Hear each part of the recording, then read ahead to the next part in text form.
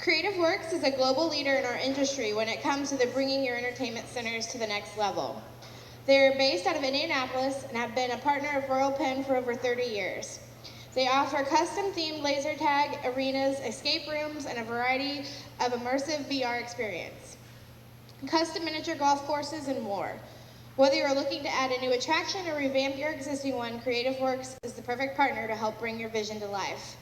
Please welcome Vice President of Sales, Russ Van Nat.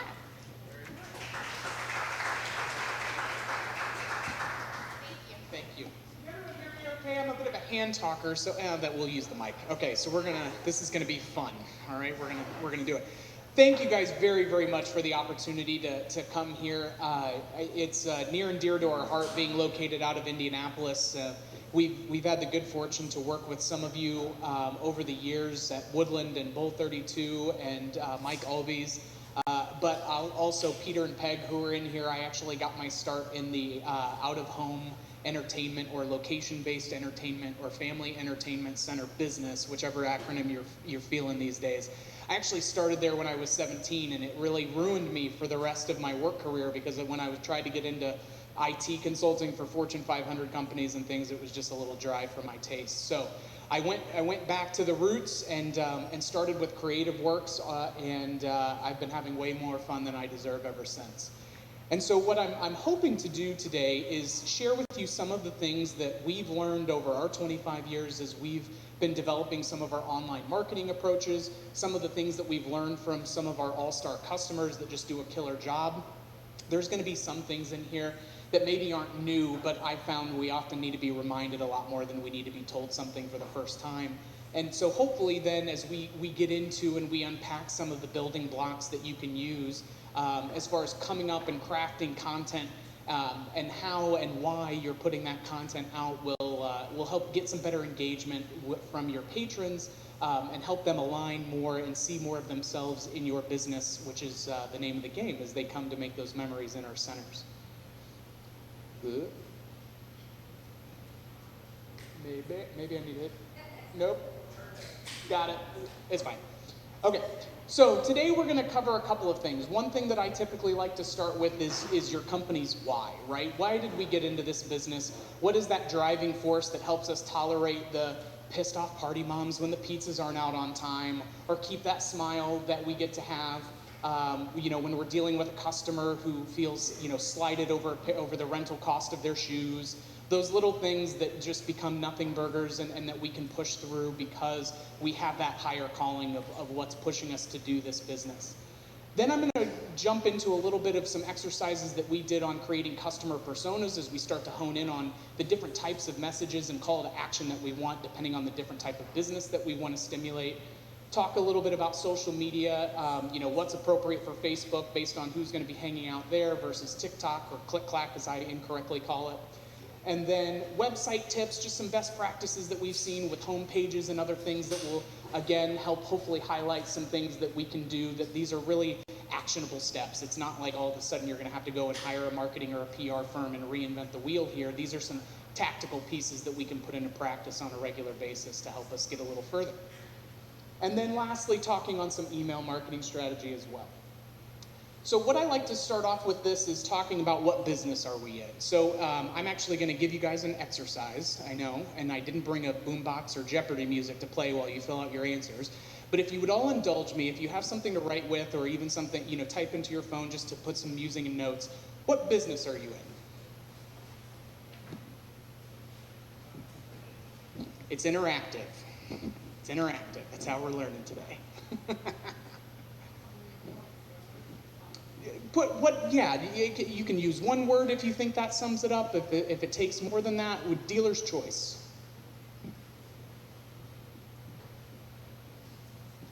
Kudos to the planning team for the candy selections and the dishes at the table, by the way.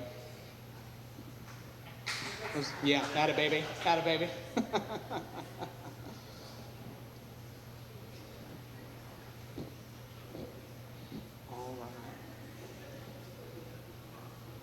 Okay, do I have any brave volunteers? Oh, hit me. I believe that we're all in business to make money. Business making money. Okay, I don't hate it. and it's a beautiful side effect. In the business of making money, we're going to come back to it. If you now say the right answer is going to make you look bad, you better Hit me with some knowledge. Entertainment business, right? And that's what that and that's the right answer. it's there's no right answer. Okay? We're gonna discover, just like any question that any of you ask, I'm gonna give you the answer of it depends. But yes, so we're in the entertainment business. We're here to make money. Why did we get into the entertainment business? What is our purpose with that? Right? That's that next layer that we need to start unpacking. Sometimes it's because we fell into the gig, right? And it was the family business, and that's just what we're going to be doing and how we're going to approach things. Sometimes we get into this, not knowing the industry nuances, and we're, finding our way with certain pieces. But there's a good chance, again, whether it was for money or whether it was for entertainment, whether it was for bowling or whether it was for birthday parties, when Creative Works went through this exercise initially, when we put it down, it was, oh, we build laser tag arenas, or oh, we build immersive attractions once we started doing more and more. And one of the things that really helped kind of open up the floodgates for us is honing in on this extension of why we got into the business. And we came across, any Simon Sinek fans? Start with why. Okay, I'm not going to give you a homework reading assignment, but if you get a chance, check out Simon Sinek's Start With Why, or The Golden Circle on YouTube. It's like 7 minutes. The entire book is consolidated into this one thing. It's pretty short and sweet. But the big takeaway that we found when we came across this book is that people don't buy what you do or how you do it, they buy why you do it.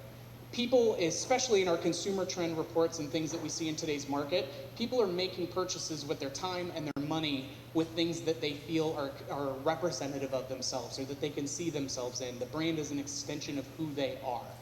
And that's why it's really critical for us to hone in on what that why is, because that's going to be this base level filter that we start to craft our messages on to these different audiences, because we want to come from that place of serving, of being the best place for them to be able to come to get that entertainment, which helps us make our money, as Sarah said back there. But I would say that, a couple of things that you can fall into the trap on when you look at this stage is it's really easy to get into the how and the whats of, we have the best pin setters, we have the best bowling lanes, we have the best food and beverage specials. Those are the hows, right? Like, those are elements of what we're bringing to the table. Whereas when we started getting a little bit more in depth on this, you look at it of, how does this personally benefit or make this person's life better? So we want to, we believe that your family time matters, and make that time count while you bowl, laugh, smile with the people that you care about.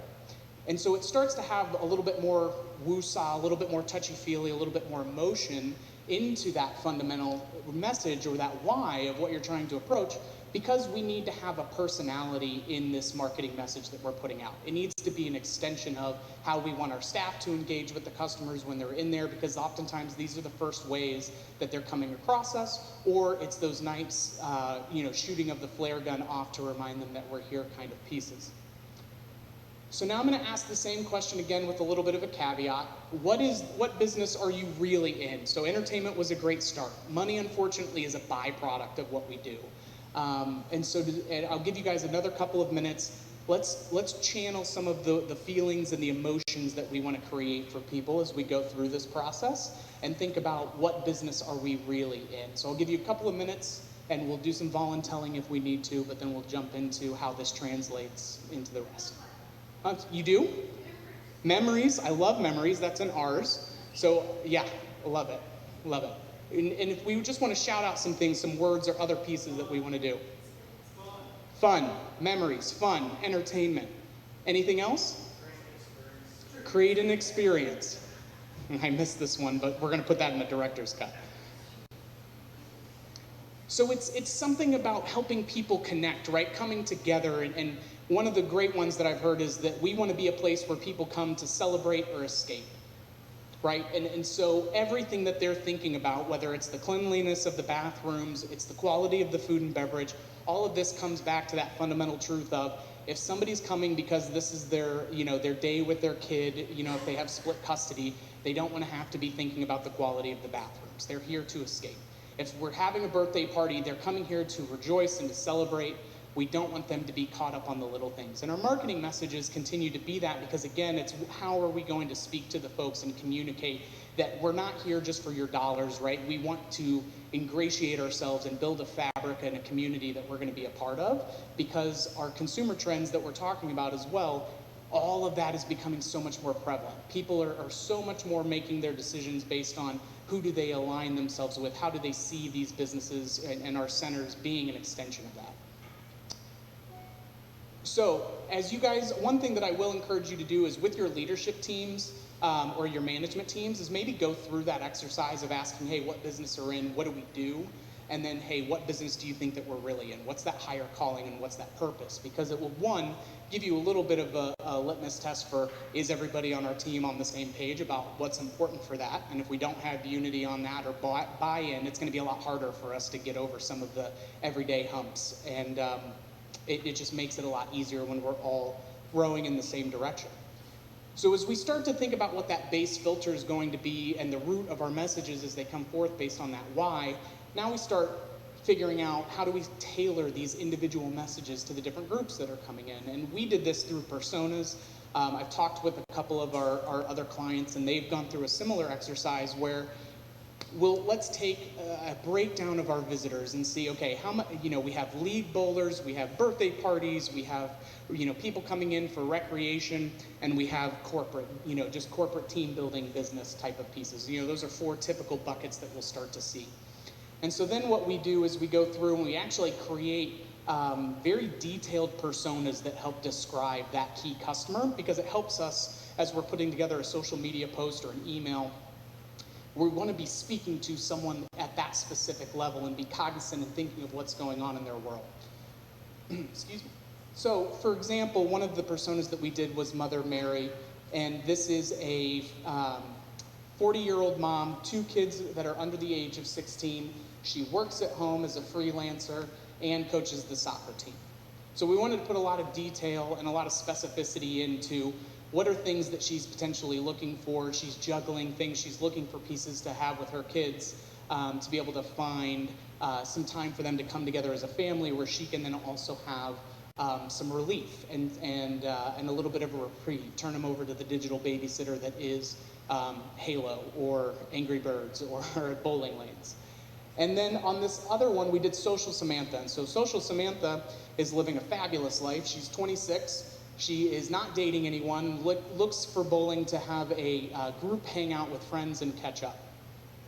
And she works at a software company. That was the other part that I forgot. So as we start to look into what are these different categories of different customers that we have, putting together some focused personas that fall into those, and you may have a couple of personas in each of your buckets, but now this starts to help us be a little bit more specific in what type of content we want to be putting out that's actually going to resonate with them.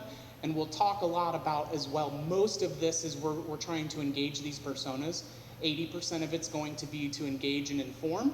20% or less is going to be to actually have a call to action or a sell, especially when we're doing things on our social media platforms, because the name of that game is entertainment, right? We want to be able to disrupt the scroll, but we don't want to be flagged as an ad or just somebody that's asking, right, and that's selling. We want to have some entertainment that's hitting their feeds and their algorithms, because that social sharing and the likes and all of that, that's what actually gets you to the point where the algorithms will help push that more based on people responding to it, and they're much more likely to engage with it and like and comment on it if it is something that, again, is eye-catching or cheeky or funny, again, helps them align with it.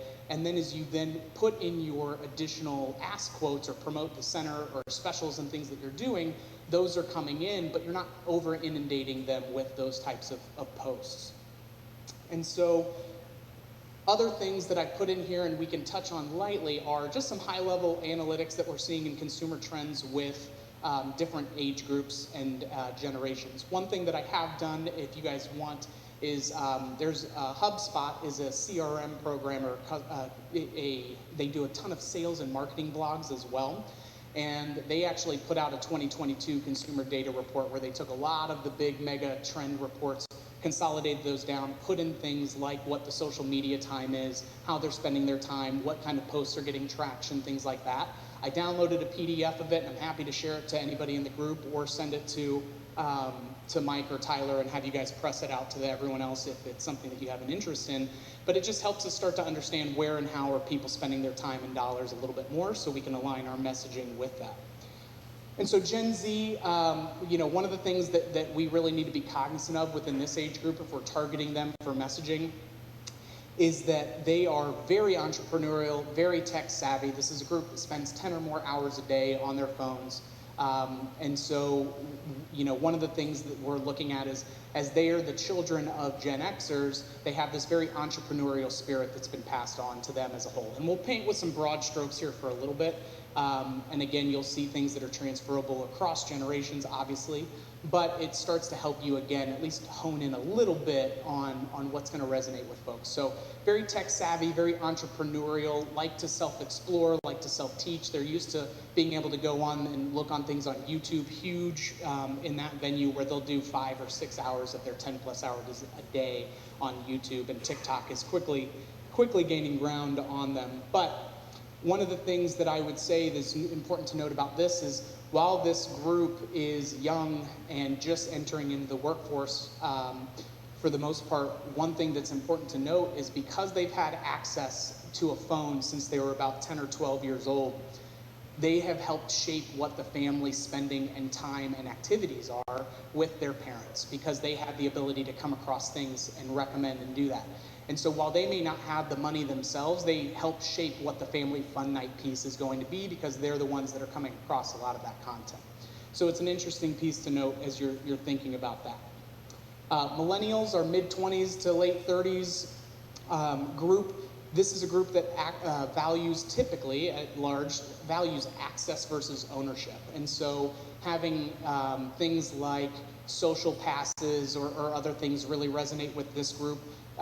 And when we talk about access versus ownership, it's why you saw a big rise in things like Uber or Airbnb, because they didn't need to necessarily have a full-time car, or they didn't need to have a home that they owned or a vacation home or things like that. So this group tends to spend a lot more of that time going after experiences, and they tend to do that a lot more through their discretionary spending. One thing that you'll note about the millennials is that while they have less overall spending that they do in the economy, vastly disparate proportion of that is going to their entertainment and their experiences. So while they may be making less money, they're spending a lot more of their discretionary dollars than other age groups on going out and creating those types of memories that we seek to create. Oops. So Gen X, this is our late 30s to mid 50s. Technology is a tool, but it's not the end all be all.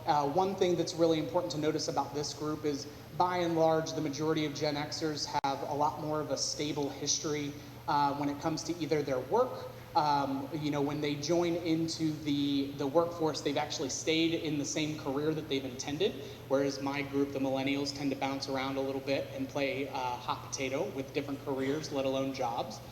And it's one of those that when you look at what they're doing, the vast majority of them are homeowners, right? They're not they didn't wait as long to start families as millennials are currently doing, as they're coming into more of that discretionary spending. A big thing that you look at this is the work and life balance. So when you're thinking about messaging that's going to resonate with this group is that, hey, take a break, you deserve it, unwind, here's the convenience factor. We want to have much more of the access and ease when you're trying to attract this, because again, they don't want to have to make decisions. They want to be able to come to one spot and be able to enjoy all of those things.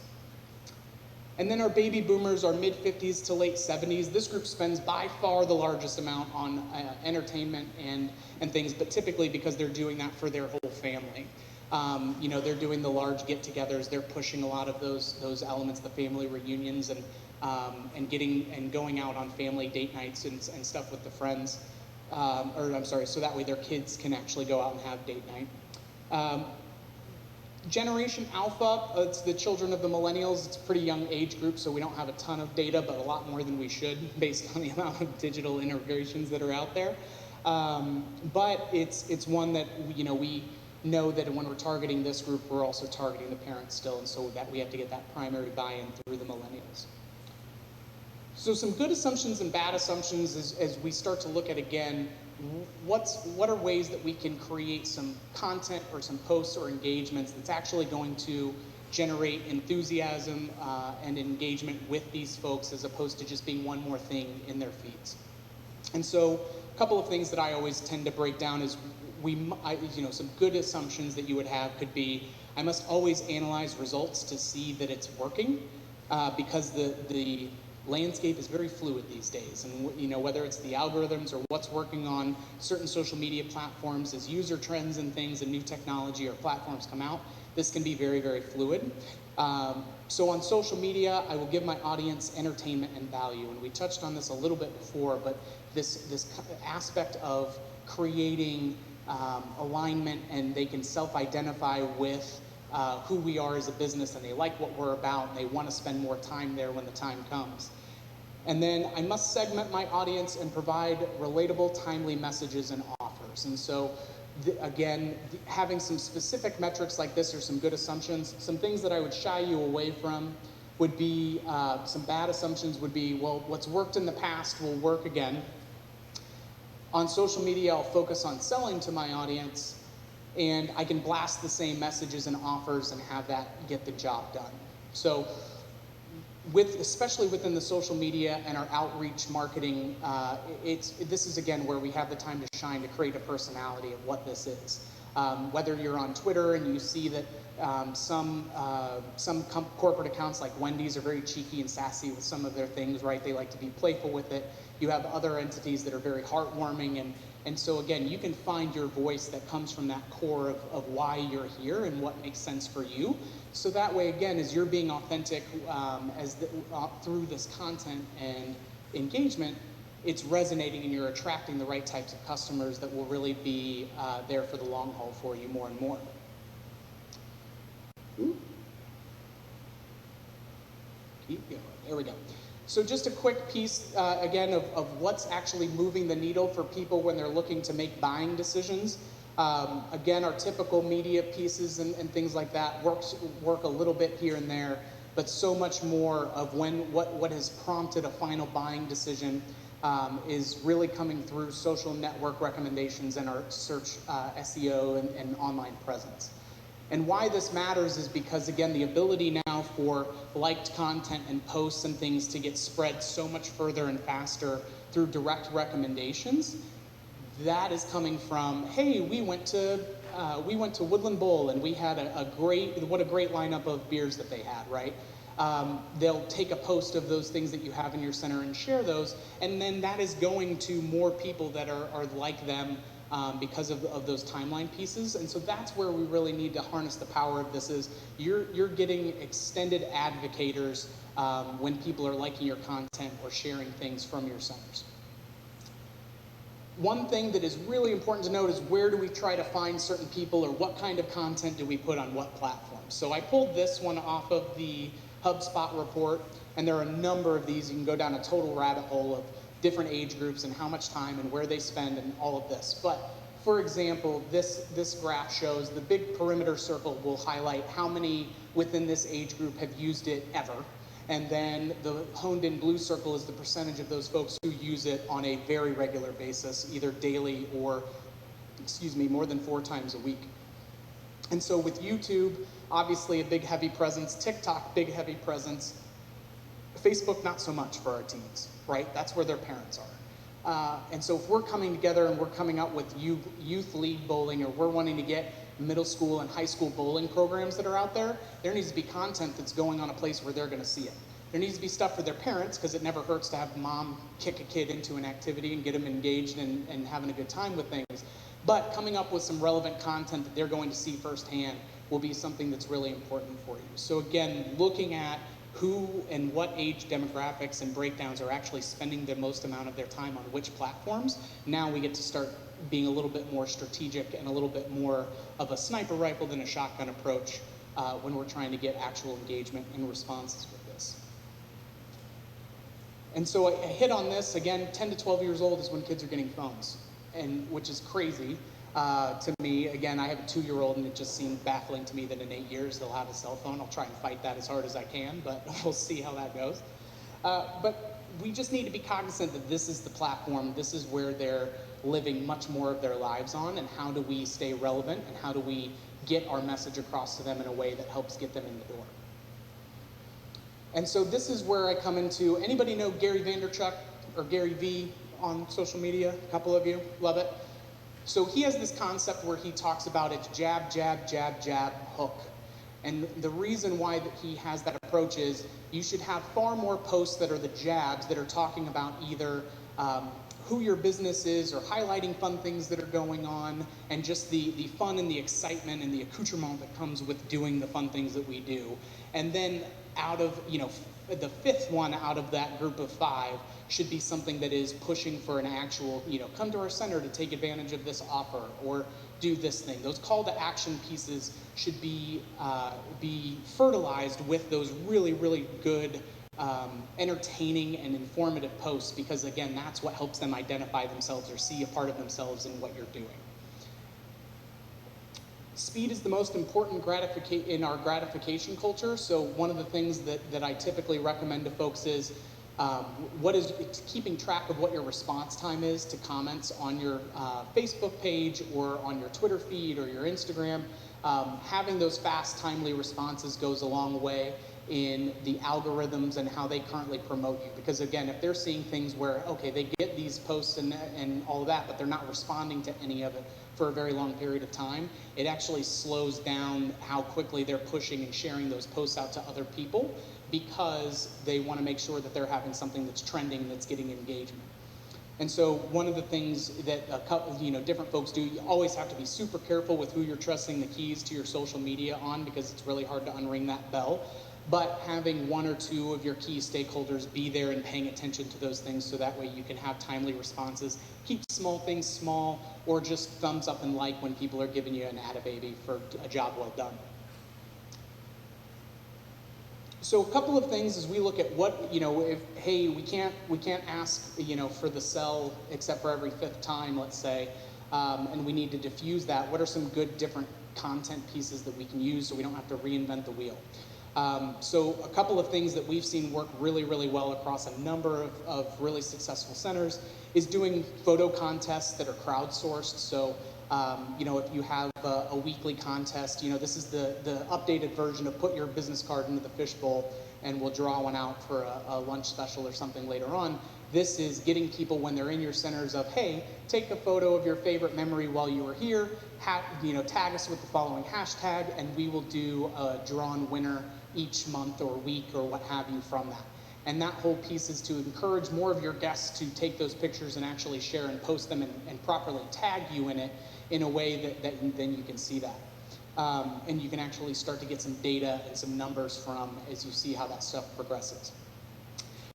Sneak peek is another really fun one that we do, where again, if you have something new that's coming to your center, whether it's an update to your food and beverage, or you have a new arcade piece, or you have a new focal element that you've done, telling that story as it's actually going through the process and building that excitement and that fear of missing out of what could be there.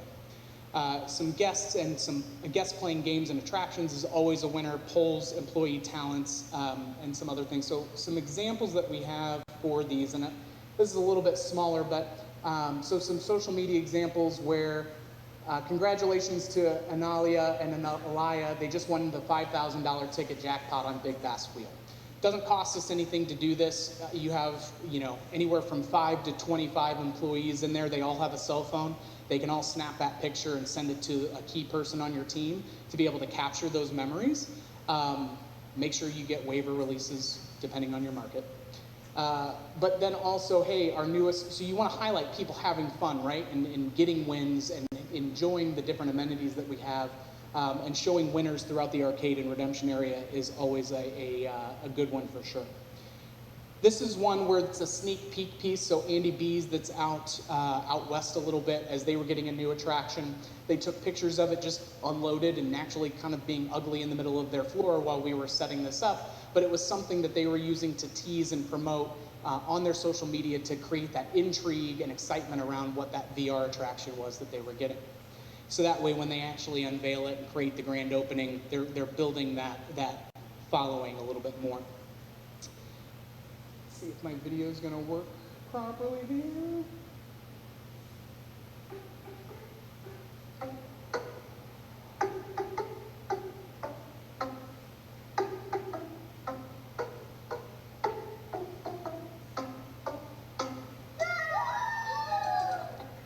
So this is one of those examples of an employee talent video. It doesn't take a lot of time or effort to be able to create some of these things.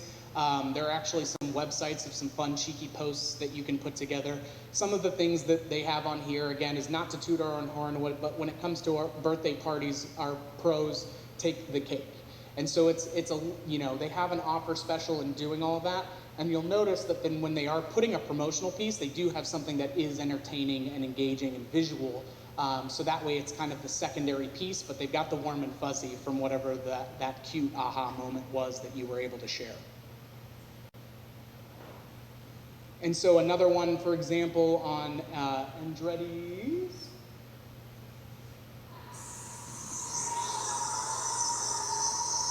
This is International Donut Day.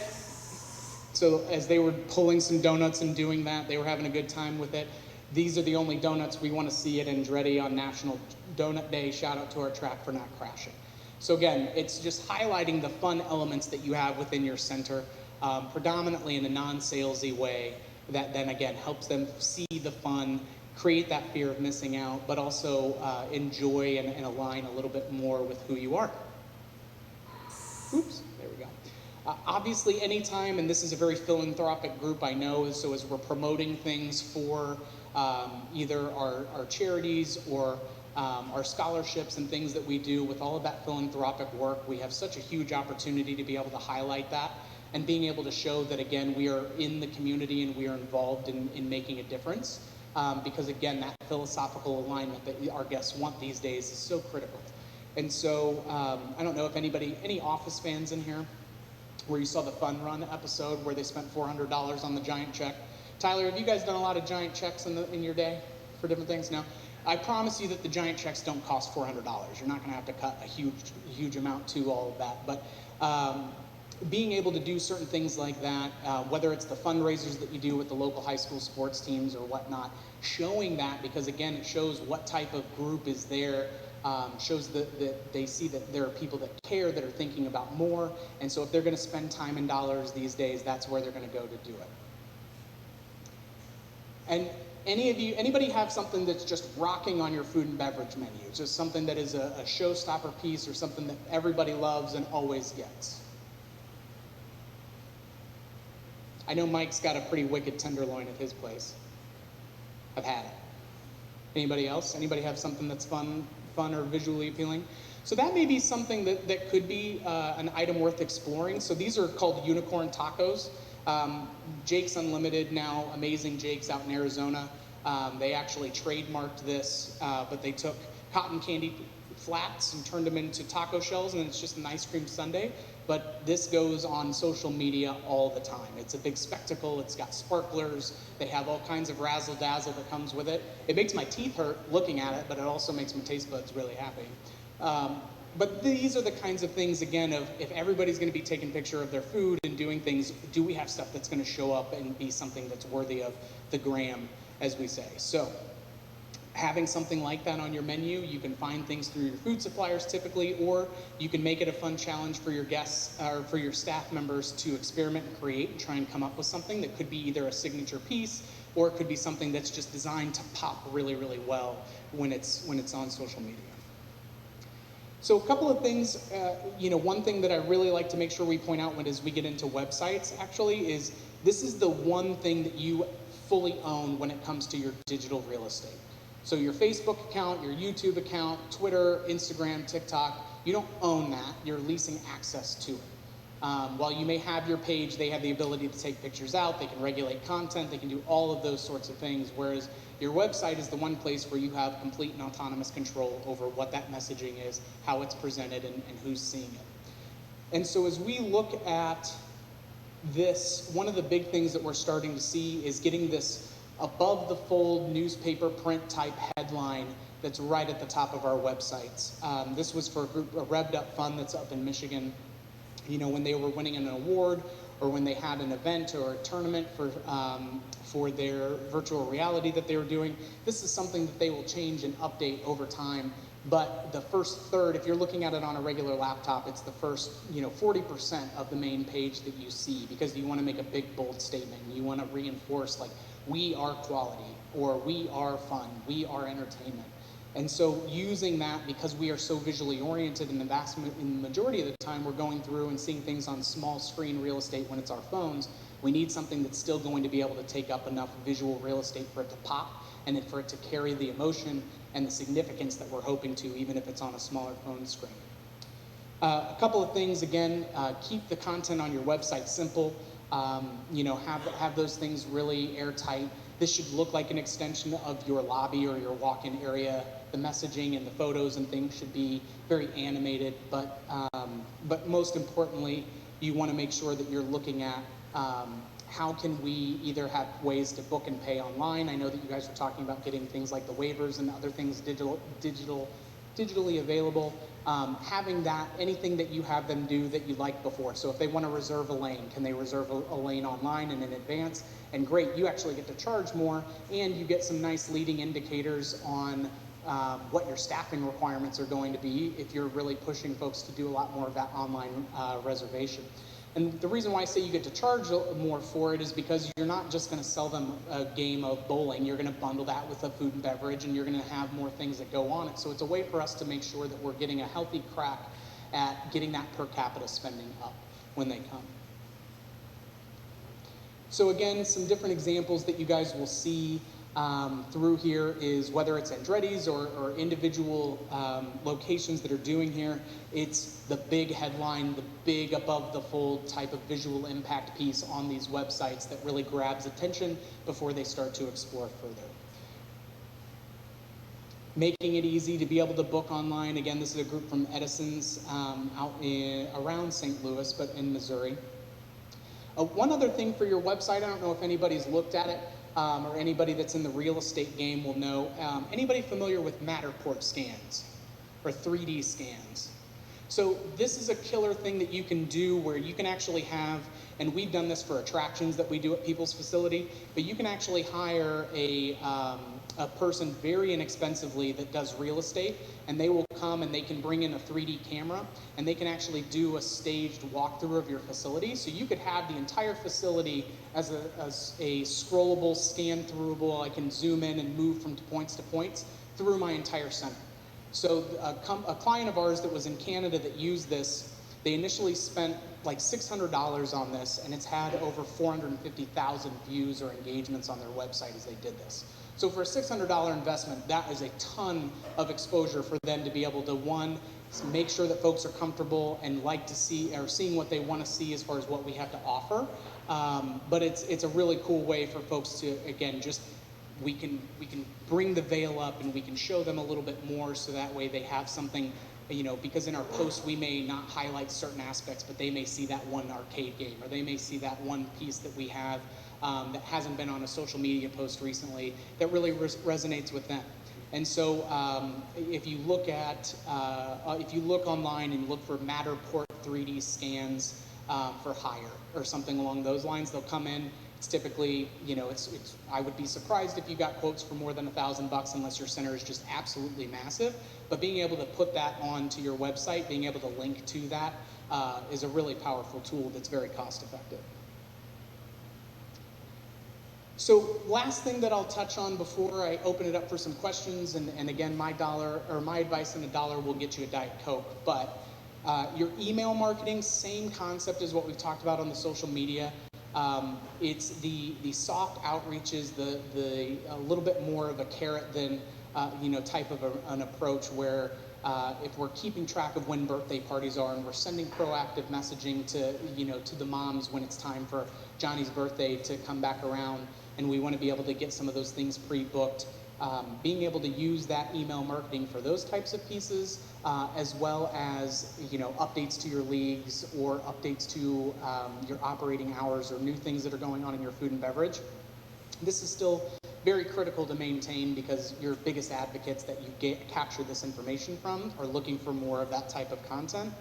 And so that's a great way for you to be able to hit on that and get really hyper-focused on, okay, we want to use this is our email list that we're going to be hitting on for the next 3 months. These are the folks that have come back and done corporate events for us, and we want to go ahead and try and get on the books with them right after, they came in on Monday, had a great time, booked everything out for 3 hours. we actually want to be on the phone with them Tuesday or Wednesday with a follow-up piece trying to capture on the highs and the emotions of that. And so those follow-up templates and email newsletters that you can use that are in the can, ready to rock and roll, and have a timed release on them are a great way to make sure that your sales engagement is staying up after those events too. So to recap, we covered a little bit of everything, but ultimately this comes down to the most successful way that we've seen both internally and with our clients is having a genuine and authentic message, right? That why is so critical in how we're going to show up and what type of content we're going to put out. Understanding the specific actions that we want to have take place from a specific type of customer as opposed to having a one-size-fits-all approach will go a lot farther in getting more engagement and likes and shares, which gets your message out further.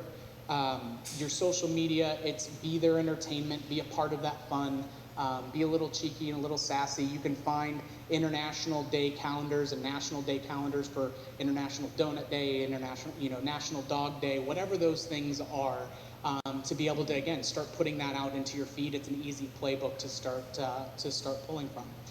And then our website and email marketing. So I just did a lot of rambling, but if there are any questions or areas that we want to explore, please, now's the time. I've got some time for you.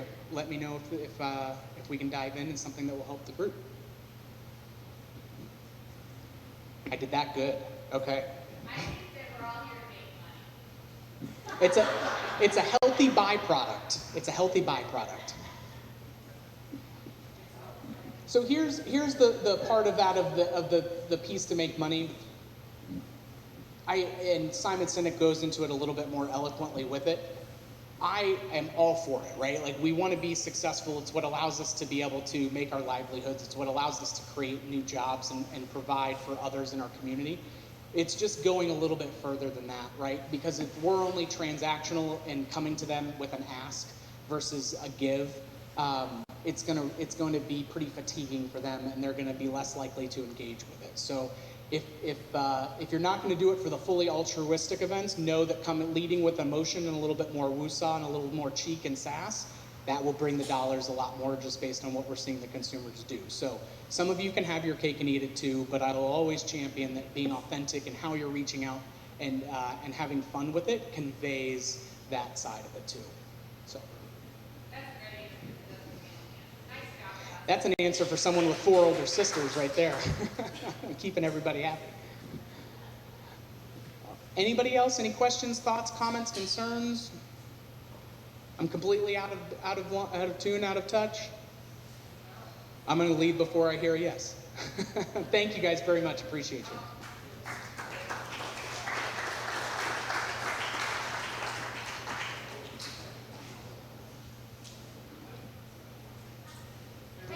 Yeah. Hey, Mike Albee. So next Amusement 360 is going to be hold on. I'm going to pull up my calendar and double check that. It should be September 26th through the 27th, if I'm not mistaken. And that's here in Indianapolis. It's on the south, or not here in Indianapolis, but in Indianapolis on the southwest side in Plainfield kind of area. We've had the pleasure of having many of you come to that event. And I'll be sure that anybody that's part of this group or the association will have free registration for. But it's a 2.5-day education boot camp that we put on with a lot of our favorite partners and friends to just, again, whether it's new operators just getting their start or it's existing operators looking to take on some new projects in development. We just like to be that place where everyone can come together, share and learn from each other, and have a good time while we do it. So. Yeah, Mike's about to get his 360 members only jacket. You get that 5-time club. You and Steve Martin are both going to have that 5-time jacket like the SNL days, man. Awesome. Thank you guys very much. Thank you.